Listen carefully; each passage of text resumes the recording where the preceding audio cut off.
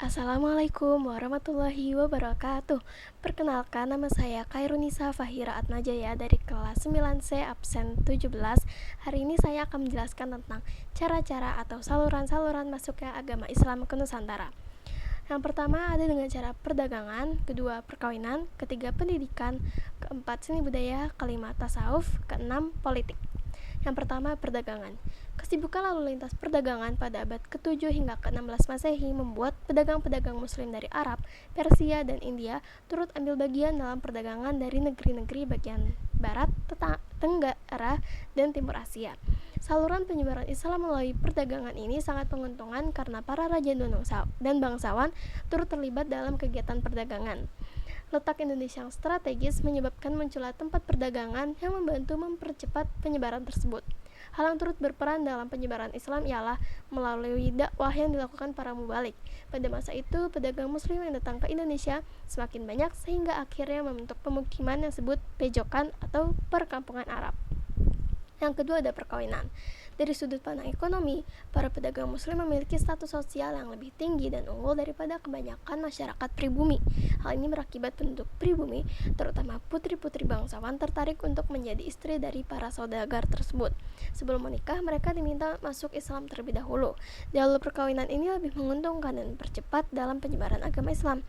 Sebab jika terjadi perkawinan antara anak bangsawan, raja atau adipati, karena mereka adalah orang-orang yang punya kekuasaan dan pengaruh sosial kuat, maka keislaman mereka akan diikuti oleh masyarakat atau pengikutnya. Contoh pernikahan yang dilakukan ulama dengan putri bangsawan adalah Maulana Ishaq menikah dengan putri Prabu Blambangan yang melahirkan Sunan Giri. Lanjut pendidikan. Menurut Kiai Haji Sal Mahfudz, model pembelajaran dilakukan dengan cara halakoh. Pembelajaran halakoh merupakan cikal bakal pendidikan pesantren yang di kemudian hari berkembang menjadi pondok pesantren. Salah satu contoh pesantren adalah pesantren Ampel Denta yang didirikan Sunan Ampel. Lalu ada seni budaya. Saluran penyebaran Islam melalui kesenian yang paling terkenal adalah pertunjukan wayang. Sunan Kalijaga adalah tokoh ulama yang paling mahir dalam memainkan wayang. Ia tidak pernah meminta upah pertunjukan, tetapi mengajak penonton untuk mengucapkan kalimat syahadatain.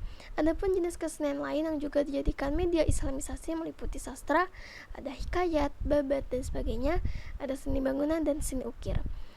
Lalu ada tasawuf. Tasawuf adalah ajaran untuk mengenal dan mendekatkan diri kepada Allah Subhanahu wa Ta'ala, sehingga memperoleh hubungan langsung secara sadar dengannya. Orang yang ahli bidang tasawuf disebut sufi. Tasawuf yang diajarkan kepada penduduk pribumi mempunyai persamaan dengan alam pikiran yang sebelumnya sudah dikenal di agama Hindu, sehingga agama baru mudah dimengerti dan diterima. Yang terakhir ada politik. Di beberapa daerah di Indonesia, kebanyakan rakyatnya masuk Islam setelah penguasa atau rajanya memeluk Islam terlebih dahulu. Pengaruh politik para raja atau penguasa tersebut sangat membantu tersebarnya Islam di Indonesia. Sekian video presentasi pembelajaran SKI, kurang lebihnya mohon maaf. Wassalamualaikum warahmatullahi wabarakatuh. Terima kasih.